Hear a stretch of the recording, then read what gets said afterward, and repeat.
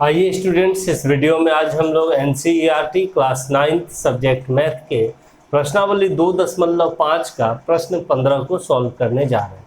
तो प्रश्न 15 क्या है यह समझ लेते हैं। पहले नीचे दिए गए आयतों जिनमें उनके क्षेत्रफल दिए गए हैं में से प्रत्येक की लंबाई और चौड़ाई के लिए संभव व्यंजक दीजिए। यहाँ पर देखिए आपको दो सवाल दिया गया है। यहाँ पर एक चित्र आपको दिख रहा है, ये आयत का चित्र है दोनों सवाल में, और यहाँ पे कह रहा है कि जो आयत का चित्र है उसका क्षेत्रफल आपको अंदर में लिखा हुआ है। तो इस आयत का क्षेत्रफल क्या है, 25a स्क्वायर माइनस 35 है प्लस 12, और इस आयत का क्षेत्रफल है 35y square plus 13y minus 12। और क्षेत्रफल के हेल्प से आपको इसका लंबाई और चौड़ाई आपको बताना है। तो देखिए आयत का क्षेत्रफल का फॉर्मूला क्या होता है, सब लोग जानते होंगे कि आयत का क्षेत्रफल बराबर होता है लंबाई गुना चौड़ाई। ठीक है, तो अगर आयत का क्षेत्रफल आपको संख्या के रूप में दिया रहता है, जैसे 15 दिया रहता है, तो आपसे पूछता है कि संभावित लंबाई चौड़ाई बताइए, तब हम इसको दो संख्याओं के गुणनफल के रूप में लिखते हैं, इसका गुणनखंड करके। जैसे 3 गुना 5, तो 3 को बोल देते लंबाई, 5 को चौड़ाई, या 5 को बोल देते लंबाई और 3 को चौड़ाई। संख्या दिया रहता तब, लेकिन यहाँ पर आपको संख्या न देखे क्या दे दिया है, बहुपद दे दिया है। तो जब बहुपद दे दिया है तो आपका आंसर भी किस में आएगा, बहुपद में ही आएगा, व्यंजक के ही रूप में देना होगा। तो करना क्या होगा कि आपको जो बहुपद दिया है उसका गुणनखंड करना होगा, और गुणनखंड आपको दो अलग अलग व्यंजकों के रूप में निकाल देना होगा। तो दो अलग अलग जो बहुपद या व्यंजक आएंगे उसी दोनों को हम लोग संभावित लंबाई और चौड़ाई बोल देंगे। ठीक है, तो यहाँ पर सवाल कुछ नहीं है, आपका सवाल यही है कि गुणनखंड करना है, और गुणनखंड करके जो दो अलग अलग व्यंजक आएंगे उसी दोनों को हम लोग संभावित लंबाई और चौड़ाई बोल देंगे। ठीक है, चलिए शुरू करते हैं हम लोग पहला सवाल सॉल्व करना। Solution number 1, 25a square minus 35a plus 12, ये ना है। अब देखिए यहाँ पर नियम क्या है, यह एक द्विघात बहुपद है, दिख रहा है आपको, और 3 पद है। ठीक है, तो ऐसे बहुपद को हम लोग मध्य पद को विभक्त करके गुणनखंड कर सकते हैं। तो उसके लिए नियम क्या है, क्या करते हैं, तो आपका जो पहला वाला स्क्वायर वाला जो पद होता है उसका गुणांक ले लिया जाता है संख्या। जैसे इसका a स्क्वायर का गुणांक 25 है, इसको ले लीजिए, और लास्ट में जो अचर पद रहता है उसको ले लिया जाता है। तो 25 और 12, इन दो संख्याओं को आप रफ में गुना कर लीजिए सबसे पहले। तो 25 गुना 12 कितना हो जाएगा, तो गुना कर लेते हैं। 12 पंचे 60 के शून्य बचा 6, 12 गुना 24 6 30, 300 हो गया यहाँ। अब ये 300 का आप गुणनखंड भी करके रख लीजिए क्योंकि इसका जरूरत पड़ता है। तो 300 का गुणनखंड करेंगे, पहले 2 से भाग लगा देंगे, तो 2 से 15 दूना 30 और 0, 150 हो गया। फिर 2 से 2 सत्ते 14 बच गया 1, 2 5 6 10। फिर अब भाग 3 से लगेगा, 3 से 25 3 75, और फिर 5 से 5, गुणनखंड करके रख लिए। अब नियम क्या है देखिए, अब आपको मध्य पद देखना है। मध्य पद में a का गुणांक क्या है, -35।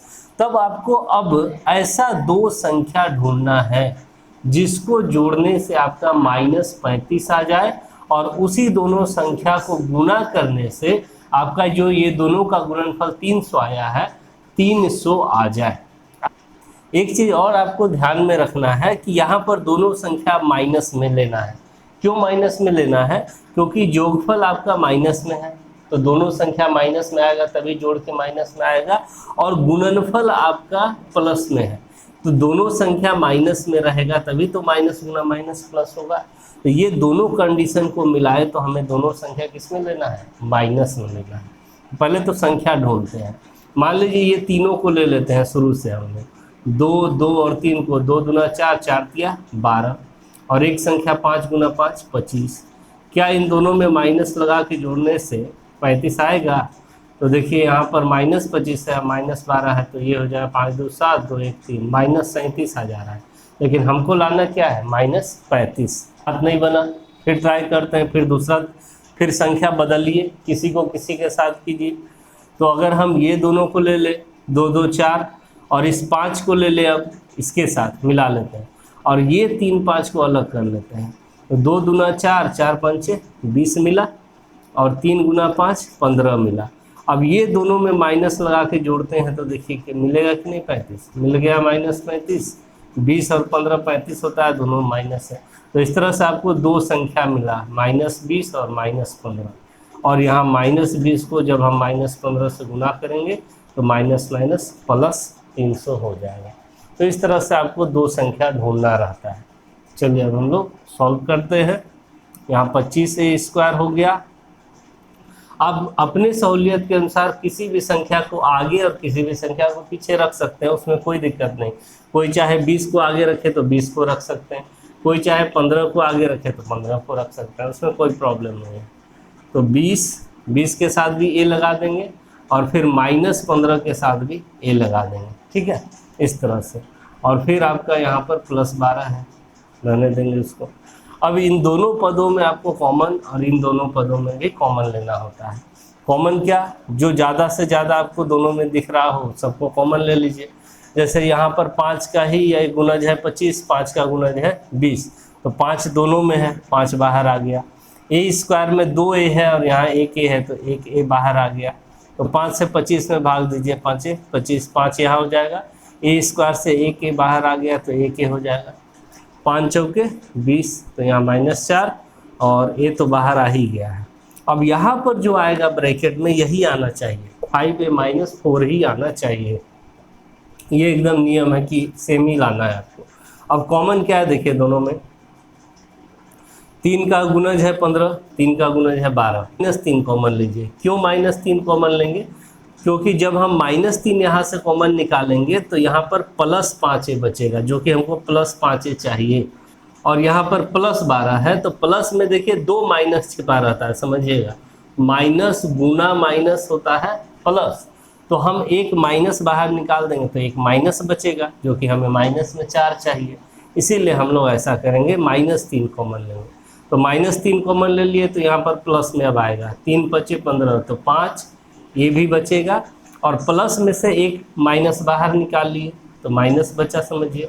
और यहाँ 3 चौके 12, तो देख रहे हैं आप दोनों सेम आ गया, 5a - 4, 5a - 4, ये दोनों सेम आना चाहिए।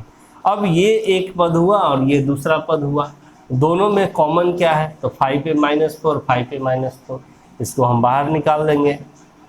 अब यहाँ से इसका गुणांक बच गया यहाँ 5a और इसका गुणांक यहाँ बच गया -3, तो ये आपका गुणनखंड कंप्लीट हो गया। अब इसी में से कोई लंबाई हो सकता है, कोई चौड़ाई हो सकता है, तो ये हमें भी नहीं पता कि कौन सा बड़ा है, क्योंकि यह बहुपद के रूप में अभी वो डिपेंड करेगा a के मान पर। a अगर हम बदलेंगे तो दोनों का मान बड़ा छोटा हो सकता है, इसीलिए यहाँ पर अभी क्लियर नहीं है कि कौन सा लंबाई कौन सा चौड़ाई। तो हम लोग संभावित लंबाई चौड़ाई में इसको लंबाई इसको चौड़ाई बोल सकते हैं, या इसको लंबाई और इसको भी चौड़ाई बोल सकते हैं। तो हम लोग आंसर लिख देते हैं अब इस तरह से, अतः संभावित लंबाई 5a - 4 तथा चौड़ाई 5a - 3 है। या करके आप दूसरा आंसर भी लिख सकते हैं इस तरह से, या संभावित लंबाई 5a - 3 तथा चौड़ाई 5a - 4 है। आप दोनों में से कोई भी आंसर लिख सकते हैं, आपका सही होगा। तो चलिए ये कंप्लीट हो गया, इसका स्क्रीनशॉट ले लीजिए। अब हम लोग प्रश्न 2 को हल करते हैं। प्रश्न 2 सॉल्यूशन। यहाँ पर जो आपको क्षेत्रफल दिया है उसको लिख लीजिए। तो 35y² + 13y - 12, इसको भी आपको गुणनखंड करना है और गुणनखंड करके दो अलग अलग बहुपद के रूप में ले आना है। वही दोनों में से किसी को हम लोग लंबाई और किसी एक को चौड़ाई बोल देंगे। तो नियम जो हम लोग पिछले सवाल में किए वही करेंगे। जो आपका y² का यहाँ पर गुणांक है 35 और लास्ट में जो अचर पद रहता है, ये दोनों को आप रफ में इस तरह से गुना कर लेंगे। तो 35 गुना -12, तो प्लस माइनस माइनस 12 × 5 = 60 के 0 बचा 6, अब 12 × 3 = 36, 36 × 6 = 42, -420 आया। तो यहाँ पर आप 420 का गुणनखंड कर लीजिए, इसका ज़रूरत पड़ेगा।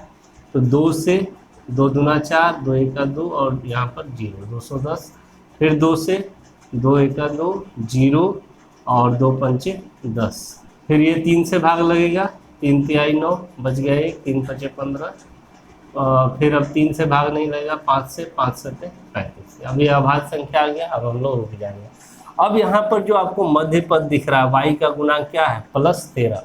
तो अब आपको ऐसा दो संख्या ढूंढना है जिसको जोड़ने से आपको 13 मिल जाए मध्य पद, और उसी दोनों संख्या को गुना करने से आपको -420 मिल जाए। ऐसा दो संख्या आपको अब ढूंढना होता है। और वो दो संख्या कहाँ से, तो इसी में से आपको किसी 2 या 3 को एक साथ गुना करके दो संख्या बनाना होता है। और ध्यान ये भी रखना है, अब यहाँ पर जो आपका दो संख्या आएगा, एक प्लस में होगा, एक माइनस में होगा। क्यों ऐसा बोल सकते हैं, क्योंकि देखिए गुणनफल दो संख्या का अगर माइनस में है तो कन्फर्म है कि एक प्लस एक माइनस में होगा, क्योंकि प्लस गुना माइनस माइनस होता है। ठीक है। और जोड़ में आपको ये ध्यान रखना है कि जो बड़ी संख्या होगी उसका चिन्ह प्लस रखना है, और जो छोटी संख्या होगी उसका चिन्ह माइनस में रखना है, क्योंकि आपका जो जोड़ का रिजल्ट है वो देख रहे हैं प्लस में है, तो बड़ी संख्या को प्लस में रखना है। चलिए अब हम लोग ट्राई करते हैं। पहले का अगर हम 3 संख्या ले ले तो 2 दूना 4, 4 तिया 12 और 5 सत्ते 35 मिल रहा है। तो अगर एक बड़ी वाले को हम प्लस में ले ले और छोटे को माइनस में, तो क्या 13 आ रहा है। 5 में से 2 गया 3 और 3 में से 1 गया 2, 23 आ रहा है। तो हमारा काम नहीं बना इससे। अब आप और सोचिए अपना दिमाग से, फिर दूसरा ट्राई कीजिए क्या कर सकते हैं। तो हम लोग 2 दूना 4 और 4 सत्ते 28 अगर ले लें, ये दोनों को और इसके साथ इसको और ये दोनों को एक साथ, तब देखिए तो क्या आ रहा है। 2 दूना 4 सत्ते 28 और 3 पचे 15। तो छोटे को माइनस में लेना है, बड़े वाले को प्लस में। तो 8 में से 5 गया 3 और 2 में से 1 गया 1, 13 मिल गया। यानी कि हम दो संख्या 28 और -15 लेंगे। ठीक है, ताकि दोनों को जोड़े 13 आ गया। और यहाँ पर 28 गुना अगर हम -15 करेंगे तो प्लस माइनस माइनस, और 28 गुना 15 420 हो जाएगा। तो इस तरह से हमें दो संख्या मिला, एक +28 और एक -15। तो चलिए हम लोग अब मध्य पद को उस दो संख्या में विभक्त कर दिए। लिख लेंगे यहाँ 35y²। आप किसी को भी आगे या पीछे रख सकते हैं। अगर मर्जी है कि 28 को हम पहले रखें तो आप 28 को रख सकते हैं। अगर किसी का मन है कि हम -15 को पहले रखें 28 को बाद में, वो भी कर सकते हैं। तो हम यहाँ पर -15 को पहले लिख लेते हैं और इसके साथ भी y गुना हो जाएगा। फिर +28 आप कर दीजिए, प्लस दोनों एक ही चीज़ है, और इसके साथ भी y का गुना और -12। अब ये दो पद और ये दो पद में आपको कॉमन लेना होता है। चलिए कॉमन लीजिए, क्या कॉमन है। देखिए 5 से ये भी विभाजित है, 5 से ये भी विभाजित है। 5y² मतलब यहाँ y गुना y है, 2y है, तो एक y तो बाहर आ ही सकता है। यहाँ चूँकि एक y है तो 5 सत्ते 35, 7 हो गया यहाँ, और y² से एक y आ गया है तो एक y यहाँ रहेगा। फिर -5 तिया 15 और y तो बाहर आ ही गया है। अब यहाँ पर जो ब्रैकेट में आपका बचेगा, इस दोनों में कॉमन लेने के बाद यही चीज़ बचना चाहिए, 7y-3 ही। यहाँ पर देखिए दोनों संख्या 4 से विभाजित है, 4 सत्ते 28, 4 तिया 12, तो +4 आप कॉमन ले लीजिए। तो 4 सत्ते 28, 7 बचा और y बचा, और -4 तिया 12। तो इस तरह से आपका हो गया। अब यहाँ से यहाँ एक पद हुआ और ये दूसरा पद हुआ, तो इस दोनों में 7y-3 आपको दिख रहा है, तो वो कॉमन बाहर आ जाएगा। और यहाँ इसका गुणांक 5y बचा और इसका +4 बचा। तो यही हो गया आपका गुणनखंड कंप्लीट। अब इसी में से एक लंबाई है और एक चौड़ाई है, तो आप लोग अब आंसर में इस तरह से लिख देंगे कि अतः संभावित लंबाई 7y-3 तथा चौड़ाई 5y+4 है। या आप चाहें तो आंसर ऐसे भी लिख सकते हैं, संभावित लंबाई 5y+4 तथा चौड़ाई 7y-3 है। किसी को आप लंबाई और चौड़ाई बोल सकते हैं। ठीक है, यही आपका आंसर हो गया। तो वीडियो अच्छा लगे तो लाइक करें, अपने फ्रेंड्स के साथ ज़रूर शेयर करें और मेरे चैनल को भी सब्सक्राइब करने। Thank you.